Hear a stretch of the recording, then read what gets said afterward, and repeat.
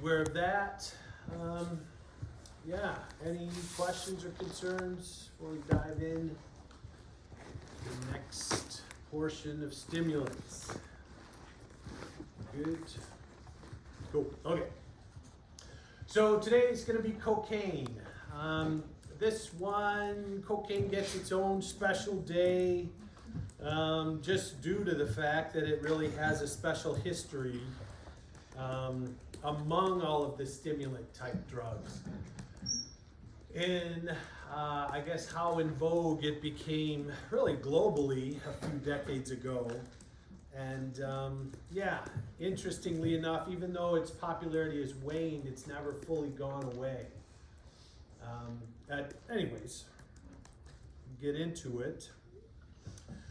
So cocaine itself comes from the plant Erythroxylum coca, shown here.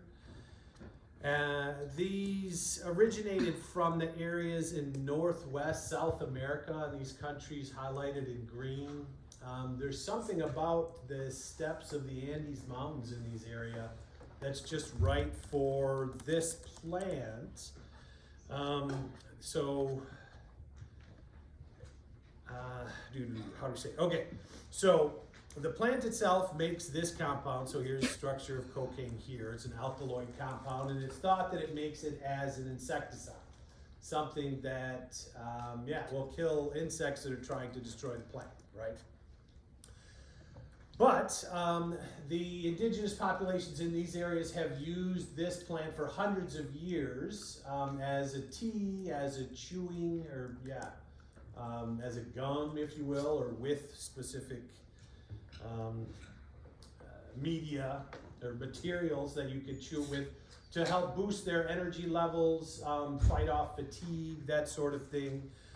When the Europeans came into South America and started doing their thing in this area, they found that the indigenous people were using this plant. They were amazed by what the plant could do, and then they took it back to Europe with them and found out one of the first kind of limitations of this plant is that it doesn't travel really well. If you harvest it in South America and then fill boxes with it and ship it back to Europe, its potency really goes through the floor within a week or two.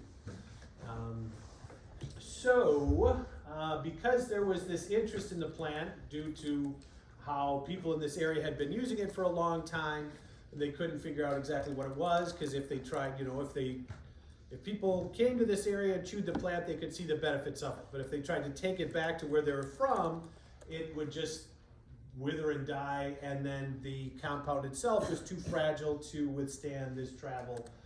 So there was a lot of interest in what was happening or how this plant was able to do what it was doing. And then the cocaine molecule was isolated from it just about 150 years ago. And then, we'll get into what happened from there. But origination of this drug is from this area. And again, there's just something about the soil and the climate in this area that allows for this plant to grow and produce this compound. And it does what it does. Scary numbers on it that aren't that impacting, really.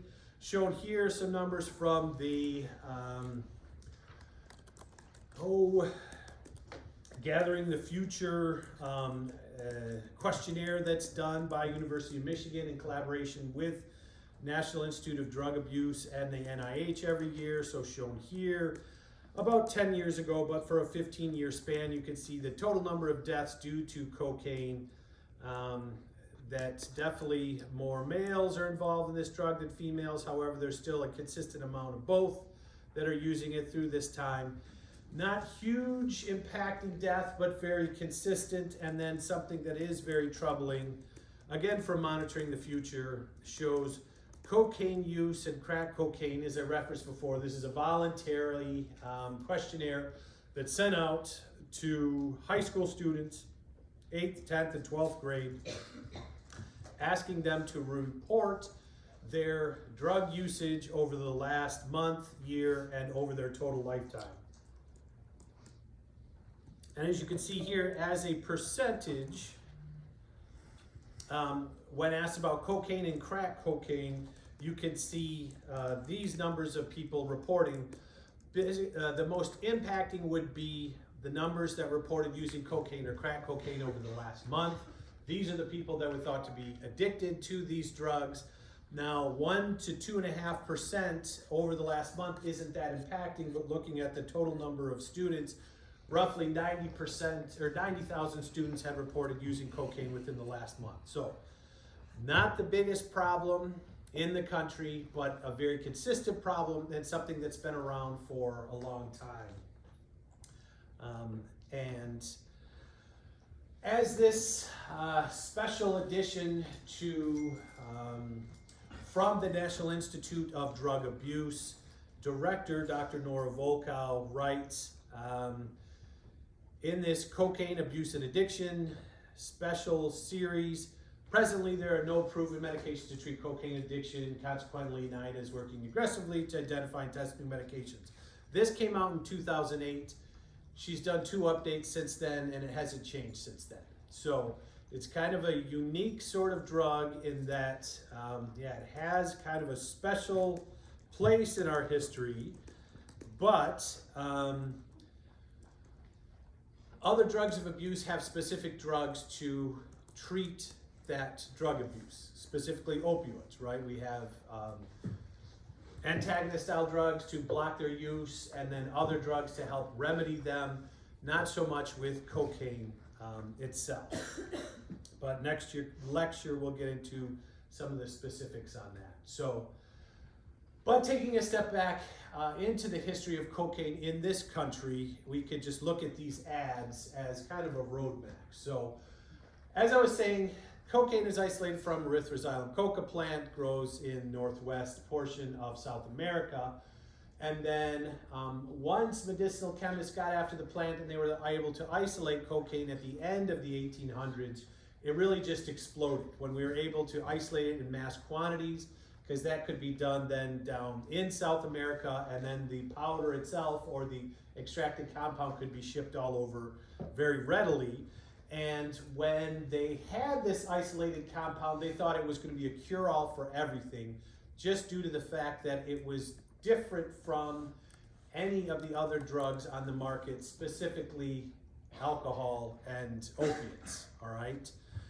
And you can see that here. They started putting it in everything, like these 2 ads here for toothache cough drops and soothing syrup. They actually used to put cocaine in children's medicine because they saw the effect that it would give them a boost of energy, it would help wake them up, it could help soothe them if they were colicky. As you can see here from this iron bitters syrup that they were giving children, that was supposed to just be a supplement to their health, and this was just a syrup containing cocaine actually. Along with that, there were lots of other over-the-counter medications like this Forced March here. And as you can see, this contains cola nut and cola leaves. We'll get into that in the next slide. But here, this was just a tonic to help give you energy. Also used it if you had problems with your hair like dandruff or itchy scalp. You could use Burnett's cocaine-containing hair tonic, if you will, to help with that. If you're familiar with the Sherlock Holmes movies from, I guess it's just over 10 years old, there's a scene in there where Dr. Watson is accusing Holmes of drinking a solution that was used for eye surgery. And it was definitely more of a Hollywood moment, but it's actually true for that character. He was well known for injecting a 0.8% solution of cocaine, and they actually did use cocaine solutions for eye surgeries, and we'll talk about that in a little bit. But last thing for this, I guess I'll try and set it up. If you're ever having a bad day and you're kind of down on yourself, maybe feeling imposter syndrome or something, you're really embarrassed about something you did or said, just remember, just over 100 years ago, doctors like this Dr. Harold Bogg here used to make wine that would contain cocaine. as this Tawny Port ad says. And they actually would just take some really cheap, crappy grape juice, dump a bunch of cocaine into it, and then sell that as a way to deal with alcoholism. So there were actual doctors 100 years ago that would tell morphine and addicts, as well as alcoholics, that all they needed to do is drink a cocaine-laced drink and they would be over those sorts of afflictions. So just know you're doing all right. No cocaine lecture would be complete without talking about Coca-Cola, right? This was a drink that was originated at the end of the 1800s, initially made by this so-called pharmacist, John Pemberton.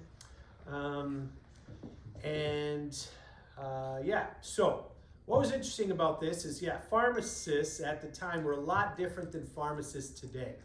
Apparently during that time, due to the fact that this was the Wild West in terms of medicine in the country, there was no FDA, there was no oversight committee or anything looking at what's coming out, and people were making all of these kind of bathtub sorts of tonics and snake oil, medications that they would sell and claim to do anything, and there really wasn't any active ingredients in it. But at this time, people were trying to come up with a refreshing drink and definitely something to treat some of the opiate addiction and alcoholic addiction at the time. And one of the things that they came up with was this drink. Now, this wasn't the only one that came up at the time, due to the fact that the cola leaf and cocaine specifically had been established and had been circulated. So there was a number of people that really came up with drinks containing cocaine and then extract of the cola plant. Coca-Cola comes from the cola nut and then the coca leaf. Multiple ones had come out in the area, but there was, Pemberton's partner was excellent with marketing, and they just happened to be really good at getting the name out there for this specific beverage. And that's really why this one won out. But as you can see here, so there's extract of the cola nut and coca plant. In each serving, about 60 mgs of cocaine per serving. And if you're drinking that, it really didn't do anything. I mean, it's kind of I don't know. Every conversation I've had about this drug with people before, people love to bring up cocaine. Did it really contain cocaine in its original formulation? It absolutely did, but it really didn't do anything. There's so little of it, and the oral bioavailability of this drug, if you drink it, is terrible. You can get into your system, but you need tons of it. So it's really just the caffeine from the cola nut that was providing this boost that people were getting. One of the biggest reasons why this got popular too was temperance was becoming very popular around the world, so people were railing against the evils of alcohol. So a drink like this that didn't inebriate you and gave you a little boost was highly desirable. But what was really interesting, or what I thought was most interesting with this, is how this really changed our culture. So along with marketing this drink specifically that made it so popular, branding it as this red and white type of beverage, and then specifically wrapping in the image of Christmas was a huge boom. And from what I've read, apparently prior to this time, in this country at least, the idea of Santa Claus really had multiple different versions, and it was really the marketing of Coca-Cola that really solidified this jolly old elf in a red and white suit, because they were trying to co-market the two together, making Coca-Cola as popular as Santa Claus was. And it wasn't that big a holiday until after this, but a lot of this imagery that we have now for Santa in this outfit and everything comes from the marketing campaigns of Coca-Cola from that time. And but as you can see in the bottom here, in 1922 with the Harrison's Narcotics Tax Act, all of this went away, and they kind of shifted the formulation to leave out the cocaine, leave in the cola nut, or the cola nut, the caffeine, And yeah, there's been a lot more reformulations since that time, obviously. But anywho, so that's that. So cocaine use itself, as I was mentioning with opioids before, there's lots of different versions for opioids and heroin, not so with cocaine. Everybody expects a white powder to come in.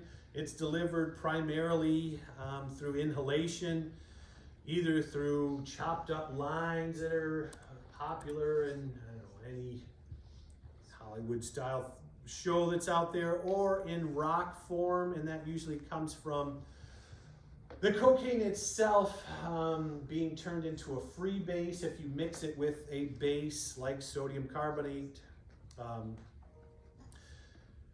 And then dry that off, if you will. You make a thermostable version of cocaine that can be incinerated.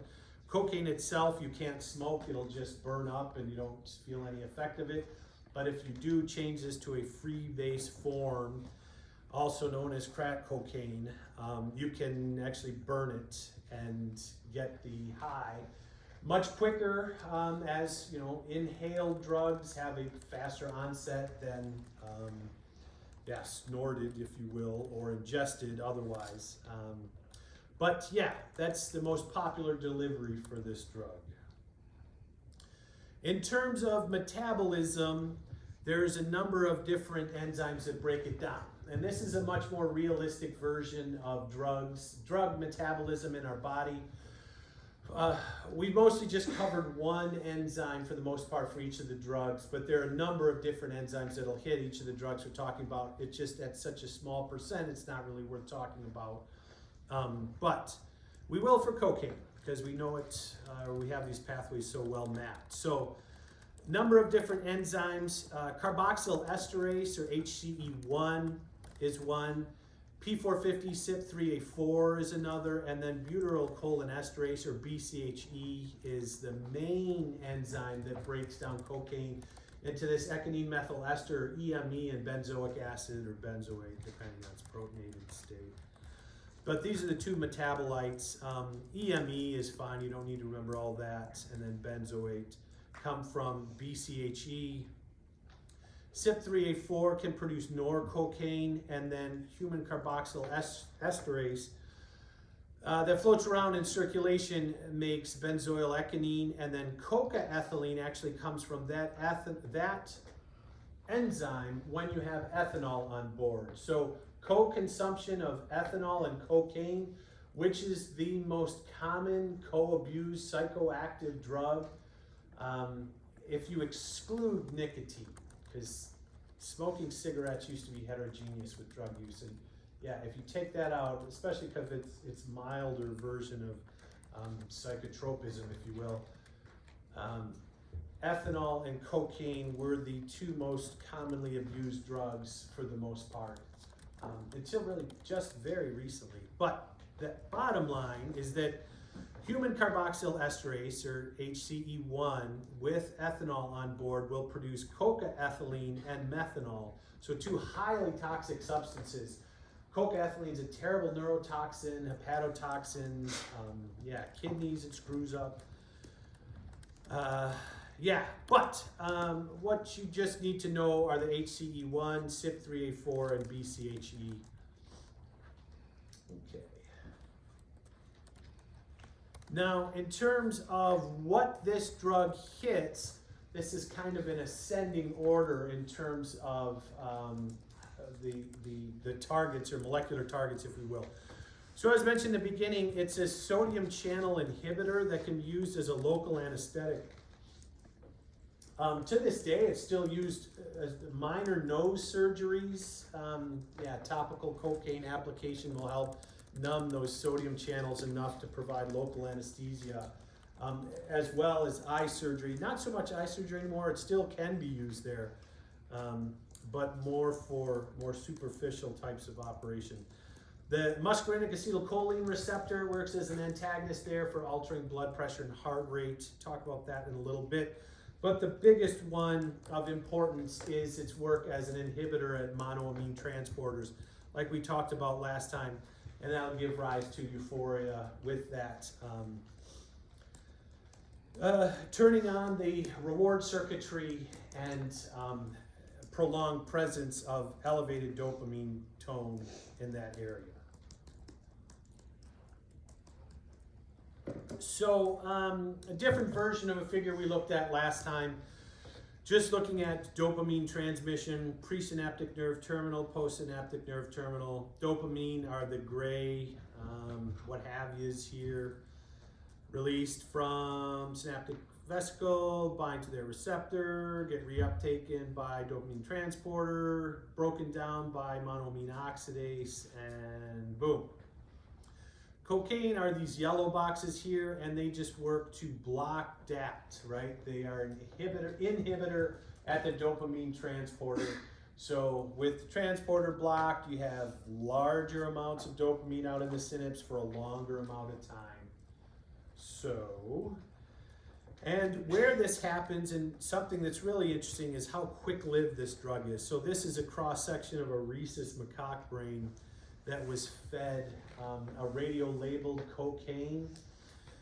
So areas in the brain that are green, yellow, red are the hottest areas, I mean the highest concentration. So you can see there's cocaine throughout the brain, but right here in the striatal areas, that's where it's really hottest.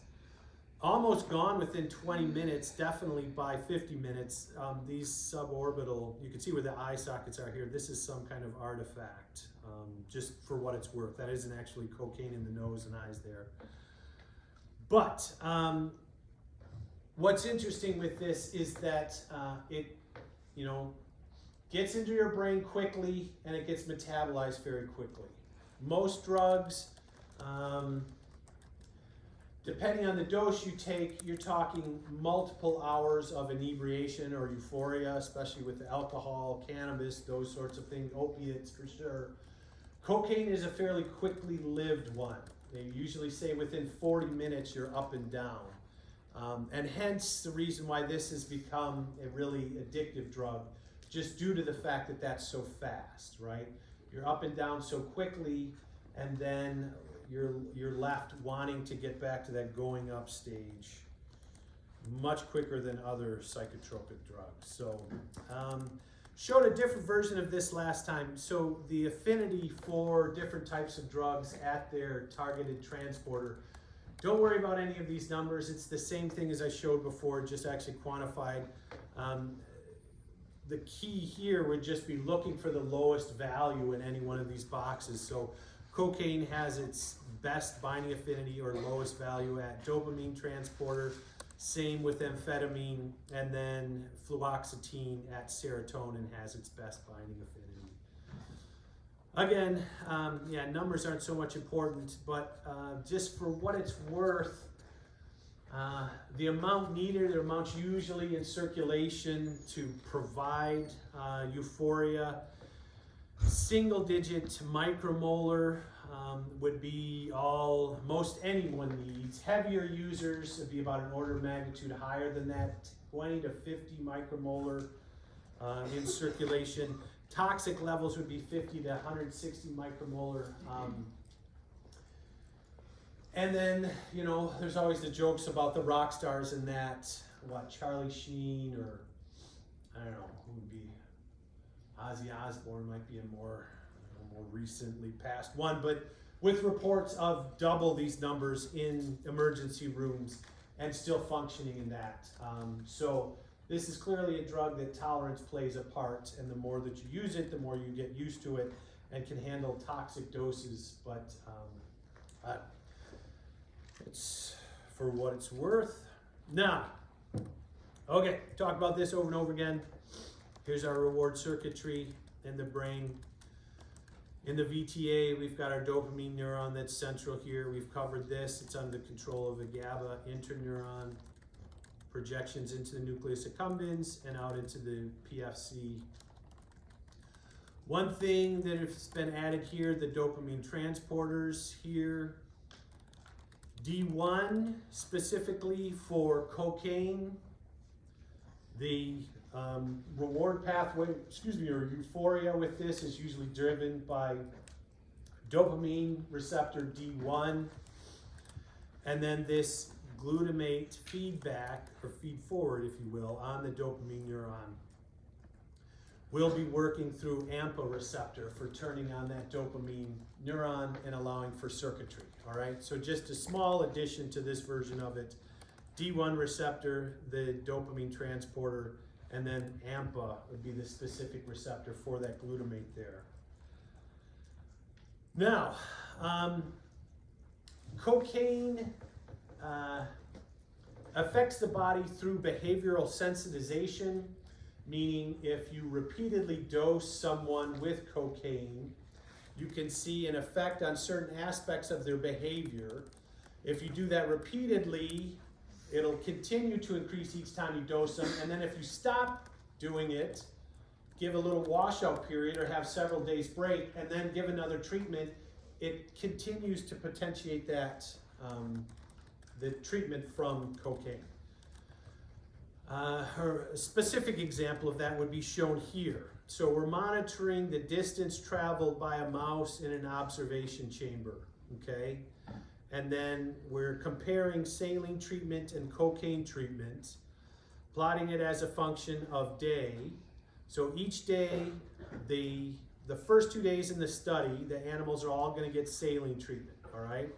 So these first 2 time points here just show the distance traveled, and this would be the animal initially getting used to being in that specific observation chamber. This is the amount that they're going to walk around, okay? And then the saline injections are more also just getting the animal used to having the hardware, getting an injection, things like that. So really trying to control every aspect of the experiment so that you're only observing what happens when cocaine gets injected into that animal. So, first 2 days, all animals get saline. Then, starting on day 3, you can see the open circles are just saline injections, closed circles are cocaine injection. Each day that a cocaine injection is administered, the animal travels around a little bit more, right? Every subsequent cocaine injection causes them to travel more, whereas the saline injection doesn't have that. It really has the same amount of exploration each day, showing that cocaine is causing them to move around more and more. Give a half a week of washout where you don't give any treatment with anything, and then you come back on one day and you give everybody cocaine, right? So our saline controls getting cocaine, they're exploring a lot more. Nothing surprising there, right? But the behavioral sensitization is really right here, where they got cocaine for a number of days, then there was a washout, then they got more cocaine, and the number wasn't down here or even less, it was actually even more than the last time they got cocaine. So after repeated dosing, you still have an increase in the effect of a drug. That's behavioral sensitization, okay? How does that sound? Awesome. All right. So, one style of in vivo experimentation that we need to cover is called conditioned placed preference. So, as the name implies, you can condition an animal to have a preference for a certain place. All right? Looking on the panel on the left, this is one style of doing this. As you can see here, we have a drug, we have a rodent, we have 3 different chambers, kind of the welcoming room, if you will, and then 2 different sides. And as you can see, they're both neutral in stimulus. But as we're doing the conditioning, if the animal goes in one side, it gets a drug. If it goes on the other side, it gets nothing. Repeated administration of that drug on that side, if this is something that they would desire, right? If it was something that was giving them a pleasurable reward, then what you would see after multiple rounds of this type of conditioning is that the animal would just naturally go over to this side, even if it wasn't getting a drug, because it remembers prior experience that if it was in that side, it got something that made it feel good, but nothing would happen over here, all right? So it's conditioning this animal to go to this blue room, if you will. Even though it's no longer getting the drug, it remembers getting it previously, so it would rather be over here because it felt better over here. One layer of complexity that we can add to that, and is added to these types of things, is the actual environment in that room. A much more common type of CPP experiment looks like this, where you have one side that's got solid colors that are usually soft and nice. You got a nice solid floor here, something that an animal would want to be in, right? This is a calming environment. Then over here, you got this black and white checkered. It's really chaotic. This wire floor that might not be that comfortable for an animal to walk on. This is a non-desirable side of the cage. So you have desirable and non-desirable side of the observation chamber. And what you can do with this type of conditioning is actually force the animal over into this non-desirable side and show that it will prefer to be over that if you're giving it, as it said, an intravenous drug, a bolus of an intravenous drug, okay? An animal, even though it's uncomfortable on this side of the chamber, will stay over there if it means getting a bolus of drug, all right? So condition place preference, you can kind of steer an animal into one side or another of a chamber just based off of giving it some rewarding compound or some drug that it enjoys. All right, CPP. So, as mentioned, the reward pathway for cocaine is D1 mediated, all right? As shown from a condition place preference exam here, we have just saline on one side and cocaine on side 2. This is only showing the stripped down version. Yeah, later on we'll show the whole results of steering an animal into chamber 1 or chamber 2. In this instance though, time in chamber 2 exceeds chamber 1 because it's getting cocaine in chamber 2. That could be abolished by pre-treating with a D1 antagonist. So if we block the D1 receptor, this effect is abolished and the animal won't have a preference of which side of the chamber it's on, all right? And the same thing can be shown in the more simple experiment of the bar press to get cocaine. So rather than a food pellet in that observation chamber, every time you press the bar, you get a shot of cocaine. You're gonna get, the control would be down here if you're just giving saline. Number of bar presses if you're getting cocaine would be well above that. If you give a D1 antagonist here, you're gonna abolish this effect, showing that this is a D1 mediated response, okay? Okay. So, a bit more on the mechanisms of cocaine behavioral sensitization. These are things that are driven by not only AMPA receptors, as was shown in this diagram, but we can show this by blocking AMPA receptor or again the D1 receptor. So, shown in that first in vivo experiment slide, we have locomotor activity as a function of days of treatment. Every subsequent day of treatment with cocaine, there'll be more and more locomotor activity, not so much with saline. There may be some increased exploration, but it's going to be minimal compared to if you're getting dosed with cocaine, all right? Now, if you treat with an AMPA antagonist, you can decrease the actual amount of, I got ahead of myself. You can examine this in terms of dopamine levels as well as motor activity. So here we're talking locomotor activity. These two plots will be for dopamine levels in the VTA as well as motor activity. When monitoring just the dopamine levels, we can see there's a dramatic increase if we're feeding cocaine every day. If we block the AMPA receptor with an antagonist, that effect is blunted, right? It's much more, it's lessened. Same thing with a D1 antagonist, we essentially go down to the saline control levels. So just meaning that the increase of dopamine levels is not only AMPA, but D1 receptor phenomena. Same thing with locomotor activity. A D1 antagonist or an AMPA antagonist will essentially blunt the activity of cocaine in these situations, all right?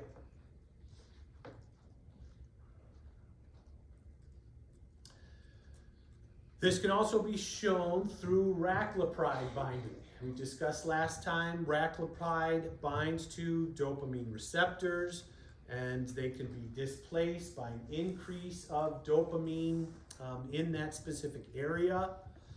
And what we're showing here is that cocaine cues will reduce raclopride binding as well. So you don't have to even just provide the drug. Once an animal is conditioned to become dependent or addicted to cocaine, by providing them with cues, sort of like, if someone always used a specific $100 bill to roll up and snort their lines, if you will, if you show them a $100 bill, that might trigger their brain to remember their cocaine days.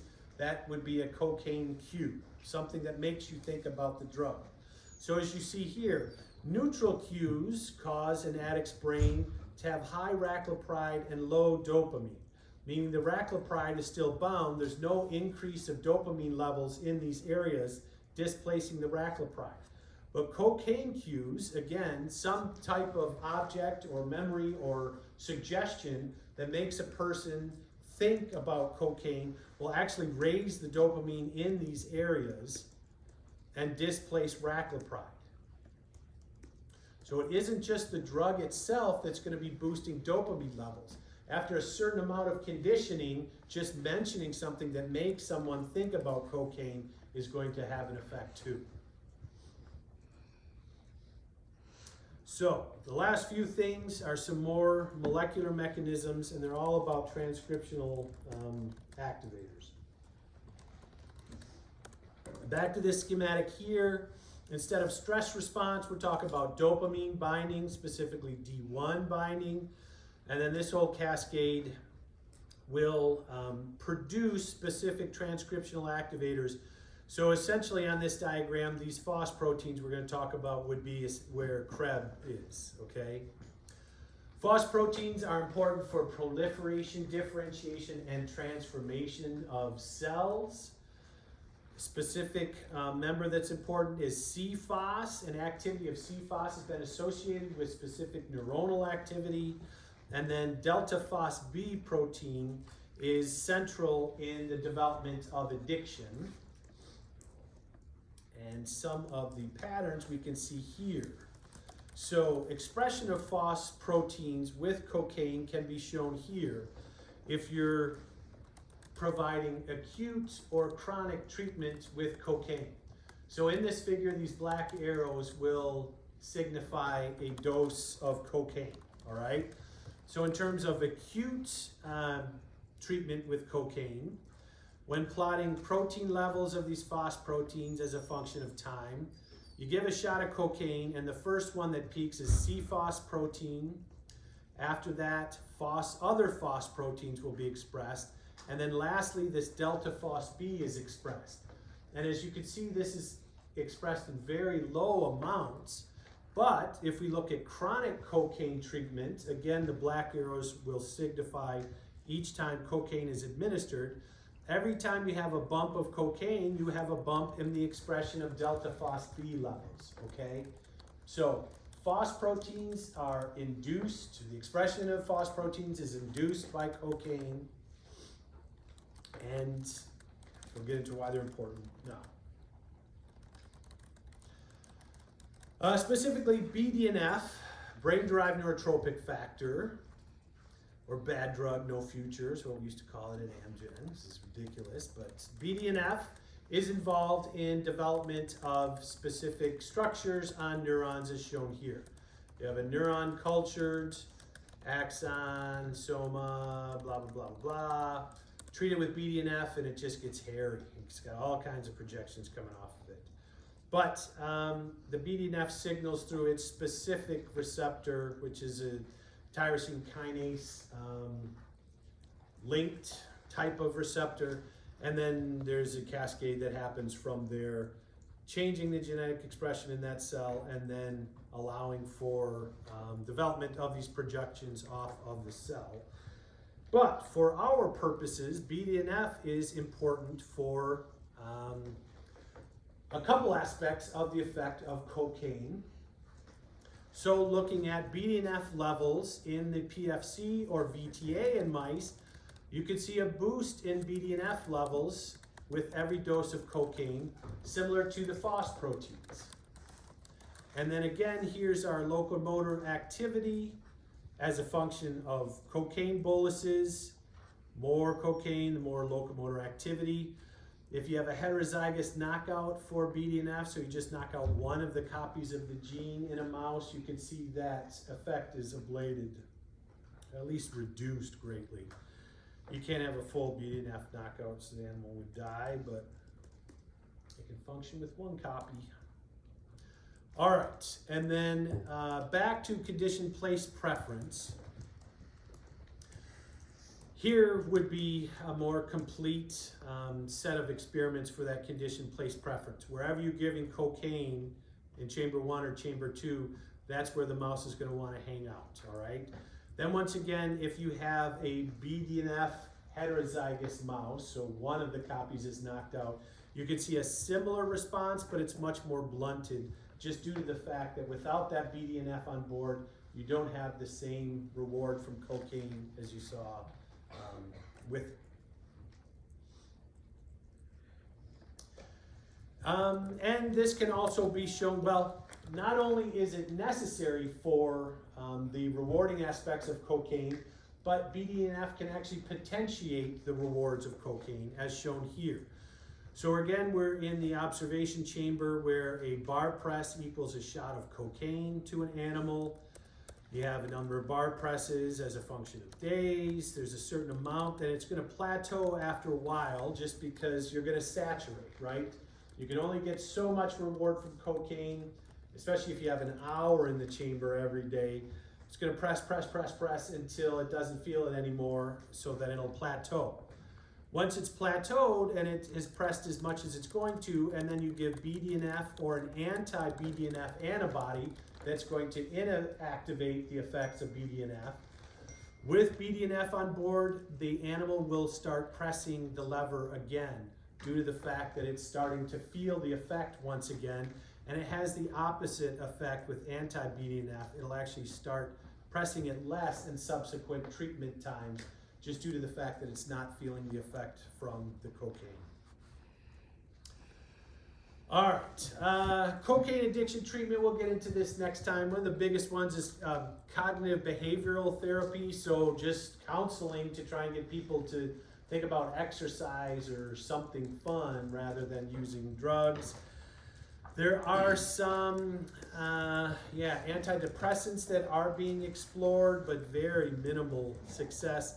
And then a few biologics, a couple of antibodies and proteins I'll talk about next time as far as treatment goes. But yeah, that's it for Cocaine Day 1. See everybody Thursday.